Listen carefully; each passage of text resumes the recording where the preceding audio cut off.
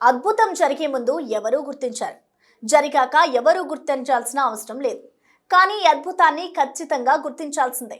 అప్పుడప్పుడు మన దాయాది దేశం పాకిస్తాన్ తీసుకునే నిర్ణయాలు ఆ దేశ ప్రజల్నే కాదు, మొత్తం ప్రపంచాన్ని ఆశ్చర్యపరుస్తుంటాయి. ఇప్పుడు పాక్ మరోసారి అలాంటి నిర్ణయమే తీసుకుంది. లేకపోతే ముస్లిం దేశమైన పాకిస్తాన్ మన భారతీయ ప్రాచీన భాష సంస్కృతాన్ని కోర్సుగా ప్రవేశపెట్టడం ఏంటి? మహాభారతం, భగవద్గీత పాఠాలు కూడా బోధించేందుకు సిద్ధమవడం ఏంటి? దశాబ్దాల తర్వాత పాక్లో ఈ మార్పులేంటి?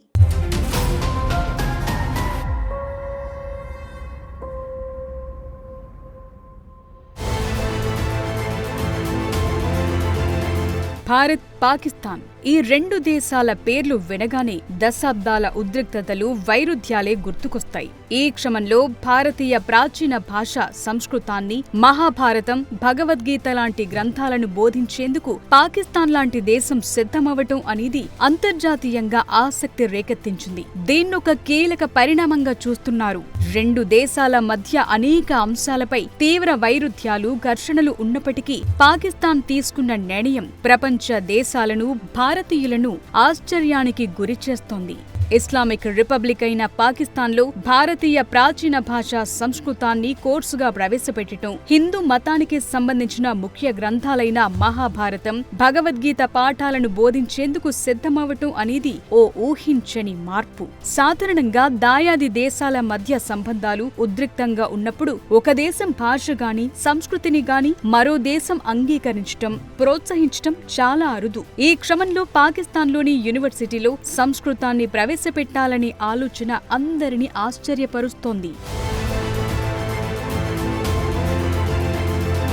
పాకిస్తాన్లోని Lahore university of management sciences ప్రపంచం దృష్టిని ఆకర్షించింది. దేశ విభజన జరిగిన తరువాత తొలిసారిగా భారత్కు చెందిన ప్రాచీన భాషా సంస్కృతాన్ని పార్ట్ టైం కోర్సుగా ప్రవేశపెట్టింది. అంతకుముందు వర్క్షాప్ కోర్సుగా ప్రవేశపెట్టగా అనూహ్య స్పందన లభించింది. 2027 నాటికల్లా పూర్తి స్థాయి కోర్సుగా మార్చేందుకు ప్రణాళికలు వేస్తున్నారు. అంతేకాదు మహాభారతం, భగవద్గీత పాఠాలు బోధించేందుకు కూడా యూనివర్సిటీ సిద్ధమైంది. అఖండ భారతదేశ విభజన తరువాత తొలిసారి పాకిస్తాన్లో సాంస్కృతిక వారసత్వాన్ని తిరిగి పొందే దిశగా చారిత్రక అడుగుపడింది. Lahore university of management sciences లో ప్రముఖ సామాజిక శాస్త్రవేత్త ప్రొఫెసర్ డాక్టర్ షాహిద్ రషీద్ చొరవతో ఈ మార్పొచ్చింది. గతంలో అరబిక్, పార్సీ భాషలపై పట్టు సాధించిన ఆయన ఏడాది పాటు కష్టపడి సంస్కృతం నేర్చుకున్నారు. సంస్కృతం మన ప్రాంతానికి చెందిన సాంస్కృతిక స్మారకమని చెప్పారు. సంస్కృత భాష తమకు కూడా చెందింది అన్నారు ప్రొఫెసర్ రషీద్. సంస్కృత వ్యాకరణ పండితుడు పాణి గంధార ప్రాంతంలో నివసించారు. ఆ ప్రాంతం ప్రస్తుతం పాకిస్తాన్లోని ఖైబర్ పఖ్తూన్ఖ్వా ప్రావిన్స్లో ఉంది. సింధులోయ నాగరికత సమయంలో ఎన్నో రచనలు ఇక్కడే జరిగాయని చెప్తుంటారు. అందువల్ల సంస్కృతం ఒక పర్వతం లాంటిదని, అది ఏ ఒక్క మతానికి పరిమితం కాదని చెప్తున్నారు పాక్ ప్రొఫెసర్ రషీద్. కోర్సుని తిరిగి ప్రవేశపెట్టిన తరువాత లాహోర్ యూనివర్సిటీ విద్యార్థులు కొద్ది కాలానికి సంస్కృతాన్ని అర్థం చేసుకోగలిగారు. ఉర్దూ భాషపై సంస్కృతం ఎంత ప్రభావం చూపించిందో వారికి కొత్తగా తెలిసిందంటున్నారు. పంజాబ్ యూనివర్సిటీ లైబ్రరీలో సంస్కృతం పామ్ లీఫ్ మాన్యుస్క్రిప్ట్స్ పెద్ద కలెక్షన్ ఉంది. 1930లలో జేసీఆర్ వోల్నర్ వాటిని కేటలాగ్ చేశారు. కానీ 1947 తరువాత పాకిస్తాన్ వాటిని ఉపయోగించలేదు. ఇప్పుడు స్థానిక పండితులకు శిక్షణ ఇవ్వటం వల్ల పరిస్థితి మారుతుంది. లాహోర్ యూనివర్సిటీలో సంస్కృతం కోర్సు విజయవంతం కావటంతో భవిష్యత్తులో మహాభారతం, భగవద్గీత పైన కోర్సులు ప్రారంభించాలనుకుంటోంది. ఇంకొన్నేళ్లలోనే పాకిస్తాన్లో భగవద్గీత, మహాభారతంపై రీసెర్చ్ చేసేవారు కనిపించినా ఆశ్చర్యపోనక్కర్లేదంటున్నారు. భారతదేశంలోని హిందువులు, సిక్కులు, అరబిక్, పాకిస్తాన్లోని ముస్లింలు సంస్కృతం నేర్చుకుంటే భాషలనేవి అడ్డంకులు కాకుండా వారధులుగా మారతాయన్నారు పాకిస్తాన్ ప్రొఫెసర్. దక్షిణాసియా ప్రాంతంలోని ప్రజలు ఒకరి సంస్కృతి, సంప్రదాయాలను నేర్చుకోవటానికి ప్రయత్నిస్తే మరింత సామరస్యం నెలకొంటుందని అభిప్రాయపడ్డారు ప్రొఫెసర్ రషీద్.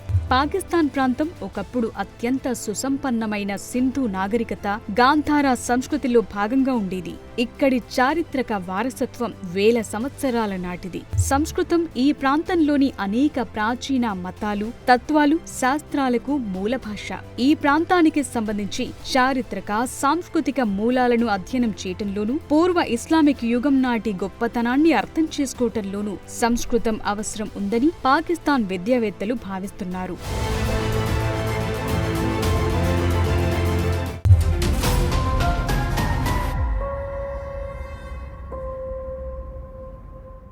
ఒక ముస్లిం దేశం సరిహద్దుకు అవతలి ఉన్న దాయాది దేశానికి చెందిన గొప్ప సంస్కృతి, తత్వశాస్త్రాన్ని ఒక కోర్సుగా ప్రవేశపెట్టడం అనేది చాలా అరుదైన విషయం. అసలు సంస్కృతం, మహాభారతం, భగవద్గీత బోధన వెనుక పాకిస్తాన్ ఉద్దేశం ఏంటి? పాక్ తీసుకున్న ఈ సాహసోపేతమైన అడుగు రెండు దేశాల మధ్య కొత్త తరం జ్ఞానవంతుని నిర్మించడంలో ఓ కీలకమైన మైలురాయిగా నిలుస్తుందనడంలో సందేహం లేదు. ఈ మార్పు ప్రభావం ఎలా ఉంటుంది?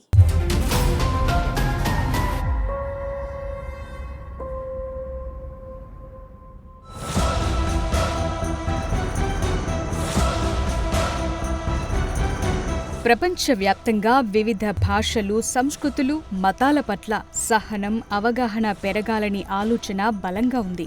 ఒక దేశం భాష, సాంస్కృతిక వైవిధ్యాన్ని అధ్యయనం చేయటం అనేది కేవలం దాని చరిత్రను తెలుసుకోవటం మాత్రమే కాదు, ఆ దేశంతో మెరుగైన సంబంధాలను ఏర్పరచుకోవటానికి కూడా సాయపడుతుంది.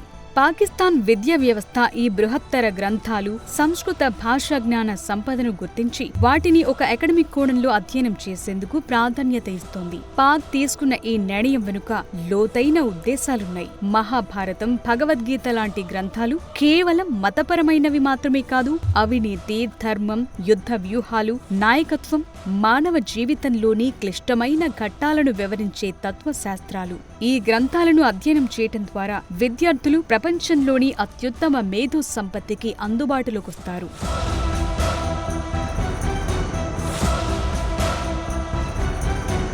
సంస్కృతం ప్రపంచంలోని అత్యంత శాస్త్రీయమైన భాషల్లో ఒకటి. దాని వ్యాకరణ నిర్మాణం, శబ్దోచ్చారణలో ఉన్న ఖచ్చితత్వం భాషా శాస్త్రవేత్తలకు ఎంతో ఉపయోగపడుతుంది. విభిన్న సంస్కృతులకు చెందిన జ్ఞానాన్ని తమ విద్యార్థులకు అందించడం ద్వారా పాకిస్తాన్ తన ఆధునిక దృక్పథాన్ని అంతర్జాతీయ సమాజానికి తెలియజేసేలా చేస్తోంది. పాకిస్తాన్లో ఉన్న హిందూ మైనార్టీలకు తమ ప్రాచీన వారసత్వాన్ని, మత గ్రంథాలను అభ్యసించే అవకాశం కల్పించడం అనేది ఆ దేశంలో మైనార్టీ హక్కులను గౌరవిస్తామనే బలమైన సందేశాన్నిస్తుంది. ముఖ్యంగా పాకిస్తాన్లో ఉన్న పురావస్తు ప్రదేశాలు, శాసనాలు, చారిత్రక గ్రంథాలను లోతుగా అధ్యయనం చేయటానికి సంస్కృత జ్ఞానం అవసరం.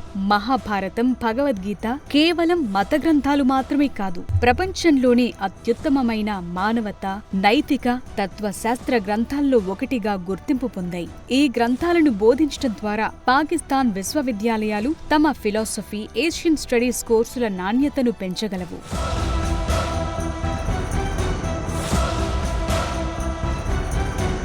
సంస్కృతాన్ని అభ్యసించడం వల్ల విద్యార్థుల్లో భాష విశ్లేషణ సామర్థ్యం సైతం మెరుగుపడుతుంది. ఇస్లామేతర సంస్కృతుల గురించి బోధించడం ద్వారా సహనం, పరస్పర గౌరవం, మత సామరస్యం పెంపొందించడానికి అవకాశం కల్పిస్తుంది. ప్రాచీన భారతీయ గ్రంథాలను అధ్యయనం చేయడానికి అంతర్జాతీయ పరిశోధనలకు పాకిస్తాన్ ఒక కొత్త కేంద్రంగా మారే అవకాశం ఉంటుంది. భగవద్గీత లాంటి గ్రంథాలను బోధించడం ద్వారా విద్యార్థుల్లో నైతిక చింతన, విమర్శనాత్మక ఆలోచన శక్తి పెరుగుతుంది. ఈ గ్రంథాలు జీవితంలో ధర్మం, కర్మ, కర్తవ్యం లాంటి భావనల గురించి చర్చిస్తాయి. పాకిస్తాన్ తీసుకున్న ఈ సాహసోపేతమైన అడుగు కేవలం అకాడమిక్ మార్పు కాదు, ఇది భారత్, పాకిస్తాన్ మధ్య కొత్త తరం జ్ఞానవంతనను నిర్మించడంలో కీలక మైలురాయి. ఈ వారధి రాజకీయ సరిహద్దులను దాటి మనుషుల మనస్సులను, చరిత్రను, జ్ఞానాన్ని లింక్ చేసేందుకు సాయపడుతుంది.